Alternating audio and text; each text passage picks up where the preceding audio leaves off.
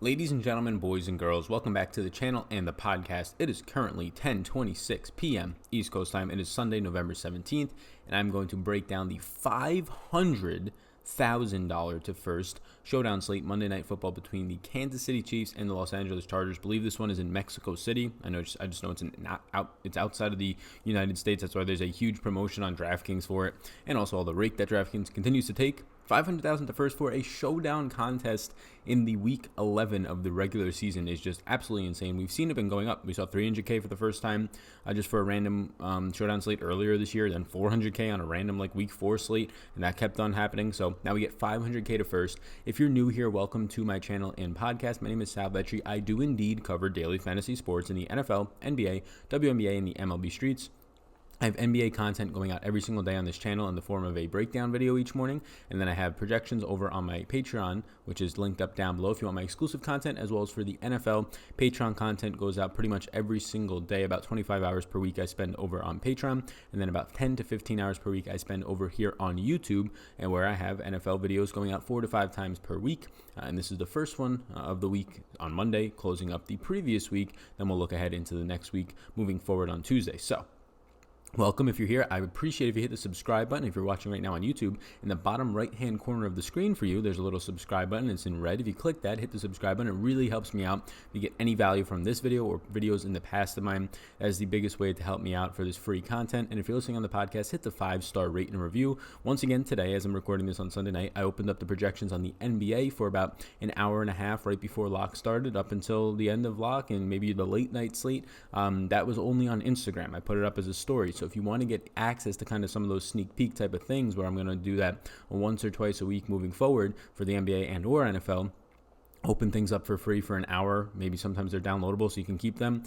Be sure to follow me over on Instagram. It's linked up down below, Sal Vetri, as well as on Twitter at SalVetriDFS. So those are all the plugs. The biggest thing is if you could hit that subscribe and like button on YouTube and hit that 5-star rate and review over on the podcast version. So getting into this, $500,000 to first, the biggest that I've seen outside of the promotions for the Super Bowl for $1 million, the first game of the year, which was $1 million on Thursday night slate, but $500K to first. Pretty incredible stuff for a showdown slate. Just shows where the growth of the industry continues. These showdown slates continue to be crazy popular. I imagine there's some sort of promotion and sponsorship involved with them going to Mexico for this one. So we'll go through these interests. It's two teams that have depth at their different positions, both running back, wide receivers, lots of depth, and then two capable quarterbacks, which you get there is just a lot of possible players in play because they'll prop up a lot of their wide receivers, tight ends, running backs, as well as the quarterbacks being in play. So I have right now on an interest board 16 players of interest on this showdown slate. That's about where I like to be if I'm entering a ton of lineups. Maybe you get another 1 or 2, but 16, 15, right around 15 is where I feel comfortable with if you're entering many of lineups, and if you're playing from just 1 or 2 lineups, it's a nice player pool to choose from. I have 6 players currently as a yes, and then the following 10 are just players that I think are definitely in play, but not as much of priorities as of right now. And once again, we're still around 20 hours until this game locks, 22 hours, so subject to change. My cash game tiers will be out on Patreon, or not cash game tiers, but showdown tiers for Monday will be out on Patreon later today. So starting at the top, Tyreek Hill, and I guess the biggest things to point out injury-wise is that Damian Williams, I believe he traveled with the team, but he's very questionable for this week. That is the biggest question mark, and then you also had LaShawn McCoy, who was a healthy scratch last week. So the running back situation, if you're looking on YouTube, I have these guys all highlighted in yellow because you're really going to have to see what the inactives look like an hour and a half before lock. If Damian Williams is out, well then Darrell Williams and LaShawn McCoy become very popular. If Damian Williams is out and LaShawn McCoy is a scratch, well, then load up on all the Darrell Williams because he's 4,200 and he'll be the only healthy back for this game outside of Darwin Thompson. So they both become in play, of course. If you have Damian Williams in and all 3 of these guys are in, it makes it very messy, and I wouldn't want to pay $7,400 for Damian Williams. The only way I'm paying $7,400 for Damian Williams is if he's in and LaShawn McCoy is a healthy scratch again. Otherwise, he's just a wash at that price point. If LaShawn McCoy is in and all these guys are in, then he's just a wash at that price point. If they're all in, I don't have any interest in any of them. That is the biggest piece of news injury-wise from the Kansas City side of the ball in terms of their offense. They have a defensive lineman who's going to miss once again. They've had a lot of defensive lineman injuries. Their offensive line is still banged up. But for fantasy purposes, the biggest deal is just the running back situation with Damian Williams being the priority there in terms of injuries. And also Blake Bell, backup tight end, is going to miss in this game. Nothing major there, but again, if anything, it just takes off another punt play on the board that can potentially win somebody $500K at a $200 price tag. He's not going to be playing. So at the top of my interest is Tyreek Hill, $10,600. look, people are going to say, oh, but he's going to be shadowed by Casey Hayward. No, he's not. Tyreek Hill has yet to be shadowed so far this season. The most coverage against him in man-to-man this year has been 53% of Dor Jackson covered Tyreek Hill, 53% of the time in that game. And we all know that it really did not matter in that game. That's a game that Tyreek had absolutely went nuclear against Malcolm Butler and Adore Jackson. And the only reason Adore Jackson had to play more on Tyreek Hill in that game was because Malcolm Butler gets hurt midway through the game. So just naturally, they're going to have more Adore Jackson, the only other capable cornerback, on Tyreek Hill. And even then, he only played 53% of the snaps on him. So Tyreek does not get shadowed because you cannot shadow Tyreek with one player because nobody can take away Tyreek Hill. Just his versatility in the way that they move him around this offense, not only using him out wide, but putting him into the slot. It's very difficult to take away a weapon like that. So at $10,600, you're not going to see a lot of Casey Hayward on him. Hayward stays 66% of the time on the left side of the field. Tyreek Hill will be moving around the whole time. You probably see Casey Hayward on Tyreek at most 50% of this game. And even then, it's not like a shutdown matchup, although Hayward has been good. Nobody really, again, can shut down Tyreek Hill. So at best, you're getting a difficult matchup for Tyreek Hill, or at worst, you're getting a difficult matchup for Tyreek Hill at 50% of the game, probably closer to like 35-40% of the game, if I'm being honest with you.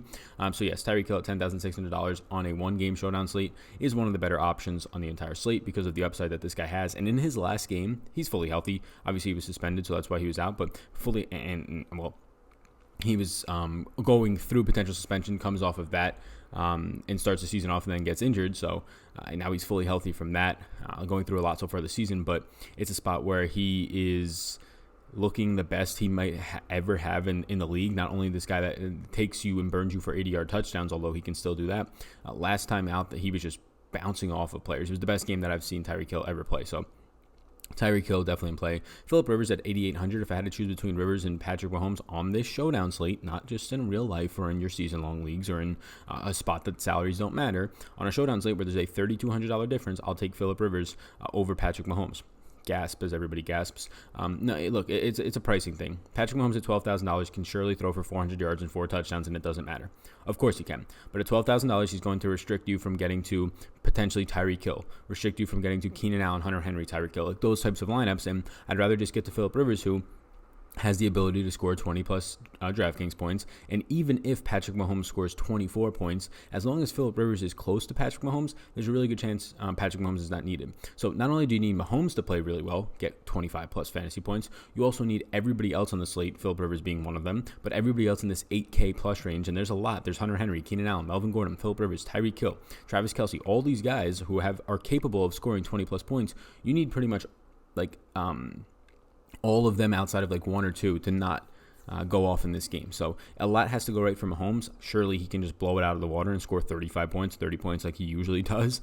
So it's a showdown slate. I'm trying to get an edge. A lot of people are going to own Patrick Mahomes. If you want to win $500,000, you have to do some things that are a little bit unorthodox, and I'm probably going to have 0% Patrick Mahomes. I will be playing this showdown slate, the first one that I have played with any sort of volume in about two months or so. But month and a half maybe. Yeah, I'll be probably having 0% Patrick Mahomes. That does not mean you should have that. That is a strategy that I'm taking every single time that I have rostered or faded an $11,000 plus or $11,500 plus quarterback when I played showdown slates. It has worked out. I've done it 4 times. One time Patrick Mahomes got injured, so obviously I lucked out there, but potentially he doesn't get there either way. It's not anything about the person's skill set. There's pricing on a showdown slate that matters. If you roster Patrick Mahomes with 75% of the field that's going to roster Patrick Mahomes because of his name, as they probably should because he has a good skill set, but at $12,000, he's going to limit you from getting to 1 to 2 top tier players, and you can also just get to a guy like Phillip Rivers facing a bottom third of the league, 24th ranked secondary, 28th ranked pass rush in Kansas City, with his weapons finally healthy, all on the field for about 2-3 weeks now as a core, and the offensive line getting a little bit healthier as well as the season goes on. Yet Phillip Rivers looks like a guy who had $8,800. It's not like he's only $1,000 cheaper than Patrick Mahomes. He's much cheaper. So give me Phillip Rivers there. Melvin Gordon at $8,600 faces the Kansas City's dead last ranked rush defense. He's had 46 total touches over the last 2 weeks, 42 rush attempts, and he's ran 17.3 routes run so far this season per week. It's a really good overall usage spot for Melvin Gordon. 8,600, he's surely in play for me. All these guys on the Chargers are priced in a very weird range. Nobody really breaks free, but you have $8,800 Phillip Rivers, $8,600 Melvin Gordon, $8,400 Keenan Allen, and $8,200 Hunter Henry. It just forces you to pretty much pick. You can probably get 3 of them, but you really have to then filter down the rest of your lineups. It forces you to really just pick 2 of these guys and roll with them. I kind of like Phillip Rivers in a pass catcher. Maybe you get to another cheaper pass catcher. Keenan Allen at 8,400 is likely to face Rashawn Fenton. This is actually another big injury for the Chiefs in their secondary. Kendall Fuller, slot cornerback, who's been one of their better cornerbacks this year. Honestly, terrible season last year, so it's naturally getting better than last year. But Fenton, so far in limited snaps and coverage this year as a backup cornerback, on 15 targets, he's given up 8 catches for 84 yards and 2 touchdowns in the slot. Keenan Allen is going to patrol the slot. Now, about 3 weeks removed from this injury that he's been dealing with, seemed to have gotten healthier in the last time out on primetime. So another primetime matchup here. I really like Keenan Allen at $8,400.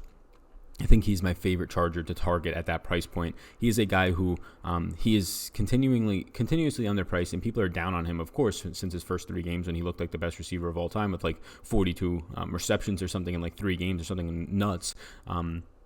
42 targets, I believe it was. But the big thing now is that Keenan Allen is in a spot where, actually I think it might have been receptions.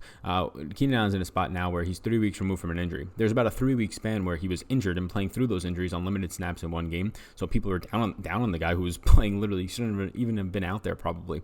Now he seems fully healthy and he's going to go up against a backup cornerback against one of the worst secondaries in the league for 2 years straight now. They're definitely improved this year, but over the last 2 or 3 weeks they've fallen off a little bit more. They were much better in terms of overall rankings and where they graded out through 6 weeks of the season than they do right now. And a lot of that is probably due to injuries to guys like Kendall Fuller and also continued injuries to their defensive line. Chris Jones coming back, but was injured for about a month there or so there earlier this season. Hunter Henry at $8,200. He's a yes for me. He's a top 5 tight end matchup on the entire weekend with according to Pro Football Focus, 21% plus advantage over the average. So 21% advantage this week compared to an average week against this Chiefs secondary. He's ran 31 routes per week since returning week 6, and that's one of the best rates you're going to find. It leads the entire league during that time for tight ends running routes. So the usage is insane. It's really hard to kind of filter how you want to prioritize these Chargers.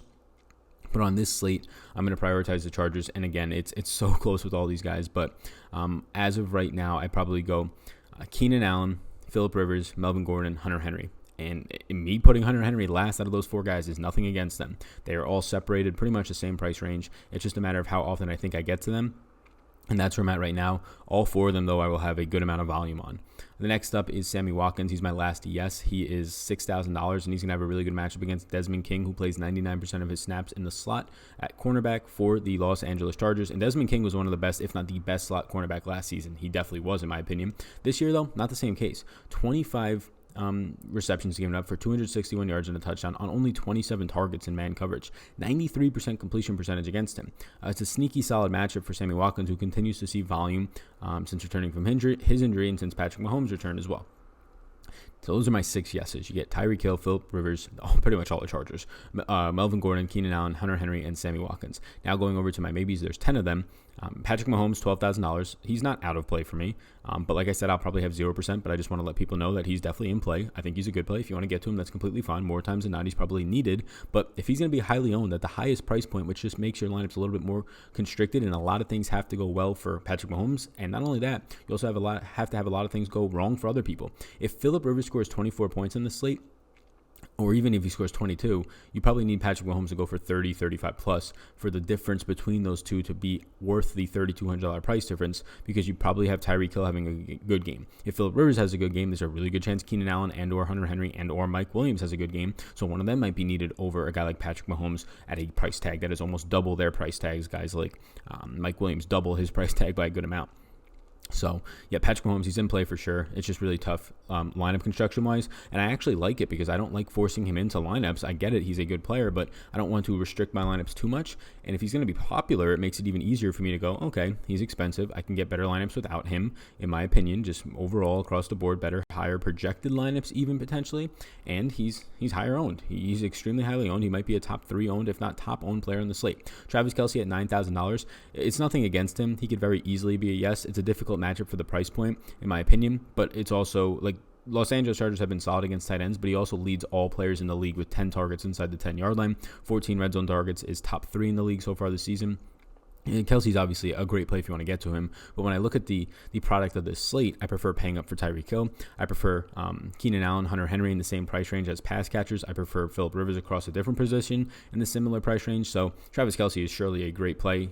He's not he's not even an afterthought. He's just a guy that, due to price and due to just positionality, I probably get to other players ahead of him. That said, though, he's right in the borderline of being a yes for me. He's a great play. We get to these running backs who are maybes for me from the Chiefs, like I talked about earlier. Damian Williams is in yellow. I have him as a maybe, but the only way I play this guy is if LaShawn McCoy is a healthy scratch and Damian Williams, who is currently questionable and almost did not even make the trip for this game. He did make the trip, but he's questionable. It does not seem great for his status. If he plays and LaShawn McCoy is a healthy scratch, I'll play Damian Williams at 7,400.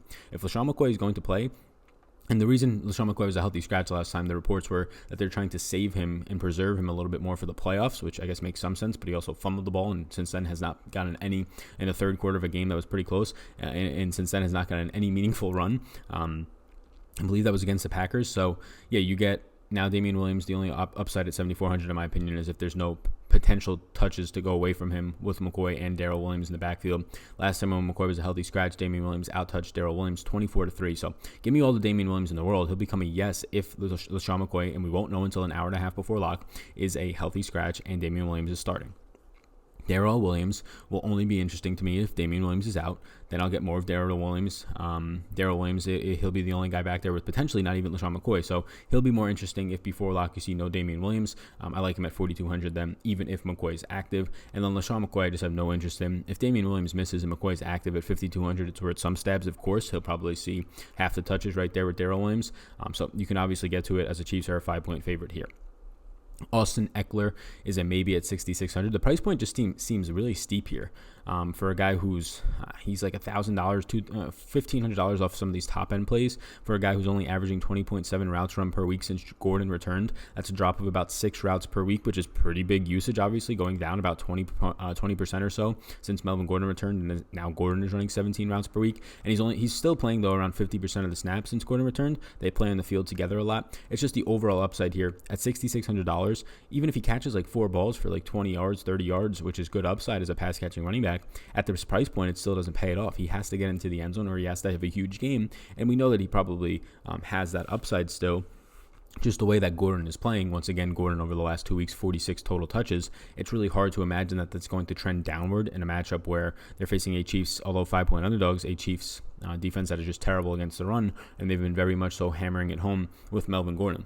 You're going to have third-string running back Justin Jackson doubtful to play in this one, which he didn't play any snaps last week, but the week before he played about 7 snaps. So if anything, that helps Austin Eckler a little bit more, but no real overall impact. Mike Williams at 5,800. He's probably going to face Tre'Davious Ward, who's been very strong over the last 6 weeks, one of the better cornerbacks in the league, only giving up 15 receptions for 185 yards.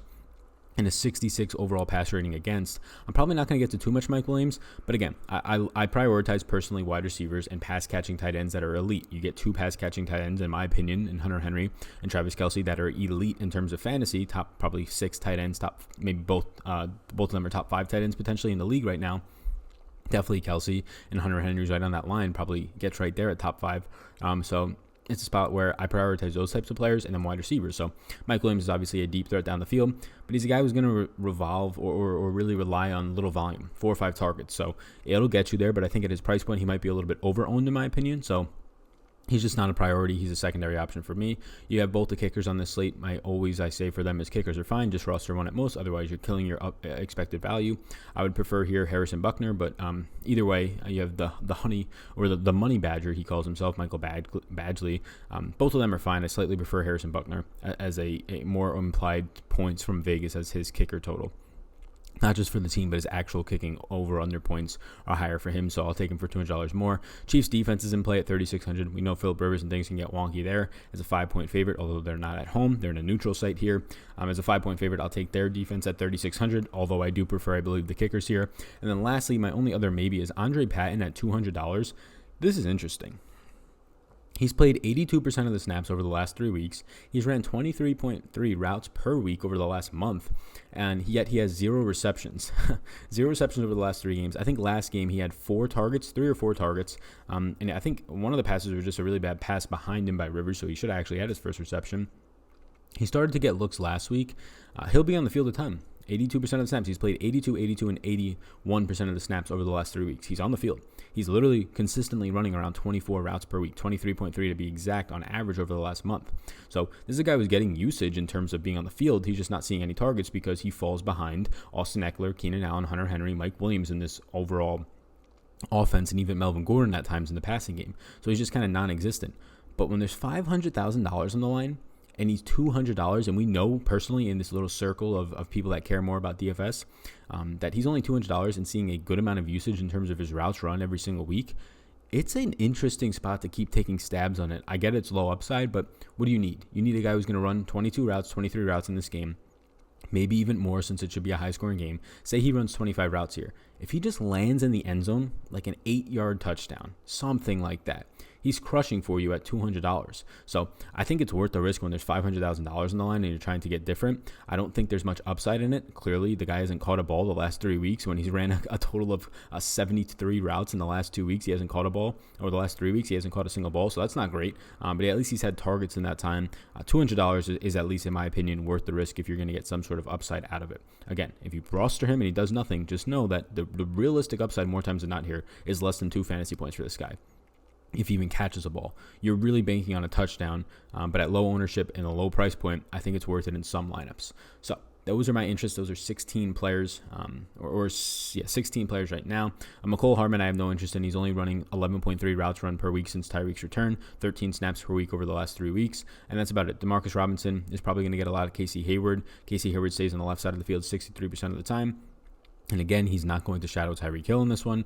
Demarcus Robinson's been running around 27 routes per week, but at his price point at $4,400, it's actually really cheap. It's just a really, really difficult matchup for a guy who's going to be behind Travis Kelce, Sammy Watkins, Tyreek Hill, and whichever running backs on the field in the pecking order. Very similar to Andre Patton in terms of runs a lot of routes, a much better offense with the Chiefs, and he gets actual separation in Robinson. Just has a brutal matchup this week. So that's where I'm at right now. My yeses are Tyreek Hill, Phillip Rivers, Melvin Gordon, Keenan Allen, Hunter Henry, and Sammy Watkins. I actually think Andre Patton is close to a yes because of his price point. I just don't want people to think like, oh, I'm building my lineup, I'm building 5, got to put him in all of them. No, I don't think that's the case here. So I'm going to keep him as a maybe. The rest of my maybes are Patrick Mahomes, Travis Kelce, Darrell Williams, and Damian Williams. Once again, go back in the podcast or the YouTube video to understand how I want to break them down. If Damian Williams is in and no LaShawn McCoy, I like Damian Williams. Any other situation, all 3 running backs are in. LaShawn McCoy's in. I just don't want any of Damian Williams at that price point. Austin Eckler, Mike Williams are maybes for me. I prefer Mike Williams over Eckler. Both kickers are fine. I would just get to one, though, in a lineup, but you can choose either of them. I slightly prefer Harrison Buckner. The Chiefs' defense is the only defense I'd get to, and again, Andre Patton is dirt cheap and worth a flyer in some lineups. That is it. Thank you so much for tuning in. Before you leave, hit that subscribe button in the bottom right corner. It's a little kind of faint subscribe button in red. I really appreciate it if you do that for me. It helps me out. And if you do the 5-star rate and review over on the podcast, you'll be entered into a raffle for a $25 ticket into the Fantasy Draft main event for the NFL Week 12. This past week was $35,000 to first place in that one with, again, no rake over on Fantasy Draft. So thank you so much for tuning in. Follow me on Instagram to get some sneak peeks and some free content drops over there. Follow me on Twitter at SalvageDFS for updates on my content, as well as just some statistics and things that I believe are beneficial to people on that sort of a news source on Twitter. So once again, thank you so much. Hit the subscribe button before you go. My name's Sal. You already know that. Hopefully, somebody wins $500,000 all by themselves, and hopefully it's you. Peace out, gang. Thanks for tuning in, and I hope you enjoyed that video. Above my head, if you're not already subscribed to this channel, I do ask you if you can please hit that subscribe button. It helps me out a good amount to reach more people. You can also follow me on Twitter. That's over there. Right in the corner is my @SalVetriDFS Twitter. And then above, you'll find my Patreon link. You can click on that if you want more exclusive content for me. Or a video is going to pop up, so why don't you check that one out as well. I think it's going to be beneficial for you. Thank you so much again for tuning in, and I hope you have a fantastic rest of your day.